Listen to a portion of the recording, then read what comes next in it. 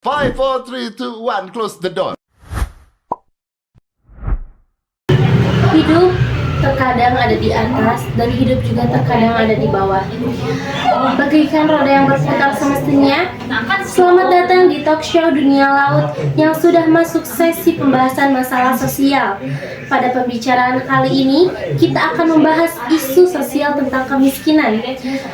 Ketika kita berbicara tentang kemiskinan, banyak orang yang mungkin langsung terbayang pada mereka yang hidup di jalanan, yang tidak memiliki akses kehidupan dasar seperti makanan, tempat tinggal, dan pendidikan. Tapi, apa sebenarnya yang menjadi faktor pengaruhnya? Di episode kali ini, kita akan mengupas tuntas berbagai aspek kemiskinan, apa penyebabnya, dampaknya, dan apa yang bisa dilakukan untuk mengatasi masalah ini. Menurut Lelivita, kemiskinan adalah kekurangan barang-barang dan pelayanan yang dibutuhkan untuk mencapai standar kehidupan yang layak. Kami kedatangan narasumber yang mereka itu telah mengalami pahitnya kemiskinan. Boleh, silakan masuk. Misi. Ya.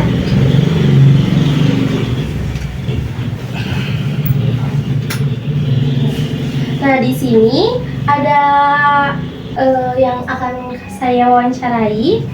Bisa memperkenalkan diri dulu dari silakan. Dari saya Muhammad Alvin Rivaldo. Saya sendiri Muhammad Putra Pratama Rahmadani. Saya Fitri Dayanti. Saya Naila Fitri. Oh ya. Di sini saya akan menginikan ya, mewawancarai tentang menyangkut kehidupan di masa lalu dulu ya.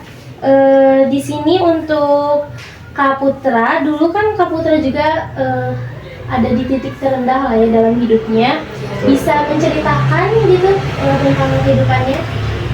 Jadi waktu dulu tuh saya tuh serba susah lah waktu itu buat dapat kayak memenuhi kebutuhan sehari-hari itu emang terbilang susah lah, karena emang kebetulan kan ayah saya tuh udah nggak ada dan ibu juga memang sedang sakit pada saat itu.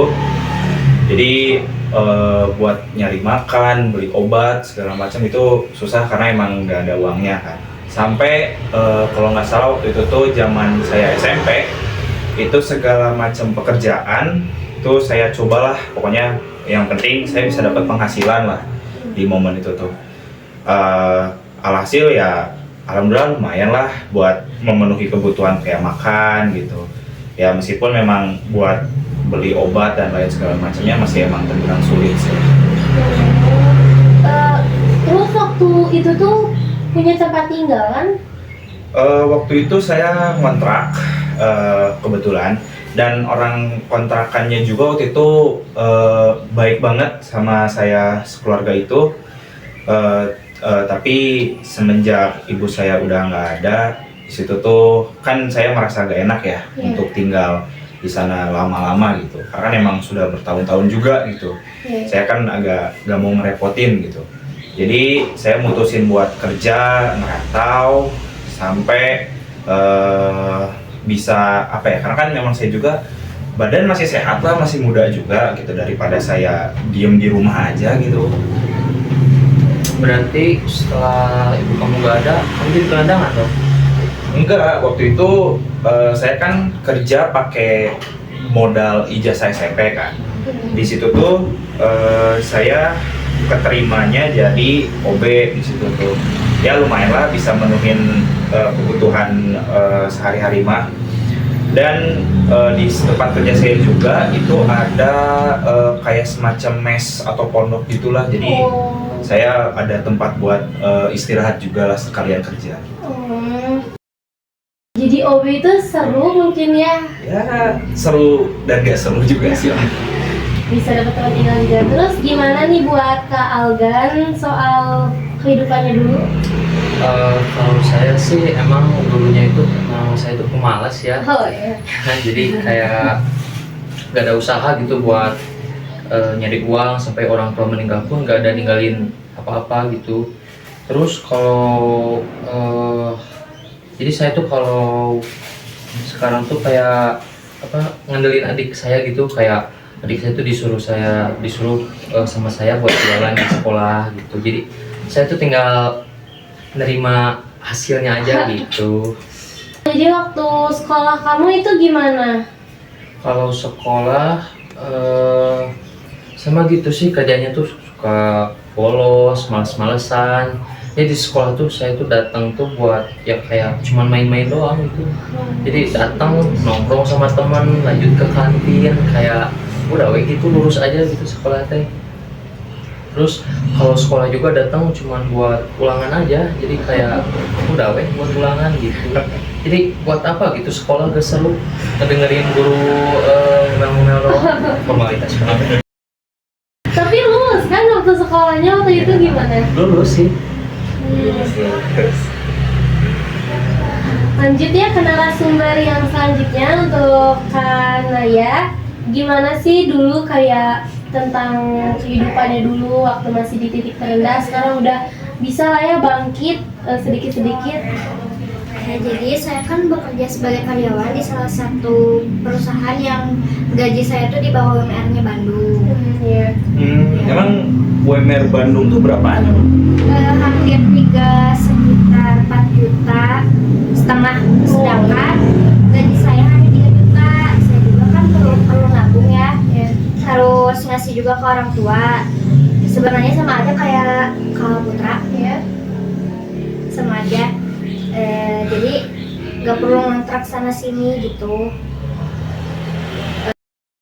Terus gimana nih buat Kak Fitri tentang pengalaman hidupnya gitu? Kan dari yang lain udah dibahas. Ya, jadi waktu habis lulus kuliah gitu, karena gak pede kerja apa sih kayak kurang gini, takut gak diterima, gak diterima ya. Jadi sampai sekarang tuh diam di rumah bantu mama gitu. Emang kenapa bisa nggak pede buat diterima gitu? Apa ya, jadi nilai waktu kuliah tuh di IPK-nya, Iya. IPK-nya tuh pas-pasan gini, jadi ya pasti gak bakal diterima gitu. Kalau percaya diri gitu ya. Oh iya, siap. Bagaimana bisa kita menanggulangi masalah-masalah kemiskinan ini terjadi? Di sini saya sudah memiliki narasumber lain yang akan memberikan solusi bagi masalah-masalah kemiskinan dari keempat narasumber talk show di hari ini. Di sini saya mau menelpon narasumber saya yang kelima, itu ada Kak Hasna. Kebetulan dia tidak bisa datang hari ini dikarenakan ada keperluan lain gitu ya. Bisa kita telepon dulu ya? Boleh. Nah, halo dengan Kak Hasna. Ya, halo, dengan saya Hasna di sini. Menurut Anda bagaimana bisa terjadi masalah kemiskinan di masyarakat gitu? Untuk kemiskinan sendiri tuh tidak hanya tentang faktor ekonomi, kemiskinan juga bisa terjadi karena faktor geografis, faktor materi, juga banyak halnya yang dimana ketika kita tuh punya kemiskinan mental, itu tuh kita juga miskin. Miskin tuh gak selalu tergantung dengan ekonomi, cuman memang kebanyakan miskin itu pasti tergantung sama ekonomi. Dimana kita yang asalnya kita tuh terkena bencana, terus kita kehilangan pekerjaan, kita kehilangan tempat tinggal, akhirnya kita nggak punya apa-apa dan akhirnya kita jadi miskin secara ekonomi. Menurut yang ada di studio, bagaimana kemiskinan dapat berdampak ke masyarakat? Biasanya sih ada beberapa sih. Kalau yang saya tahu mungkin dari segi kesehatan tuh kan adalah kayak biasanya orang-orang dari kita dulu itu kan kalau dari segi kesehatan sulit kan buat dapat berobat kayak gitu kan susah. Itu kan makanya gak heran biasanya orang-orang seperti itu angka kematiannya lebih banyak tuh dari mereka. Kalau yang kedua paling mungkin pendidikan juga bisa, karena mungkin orang-orang yang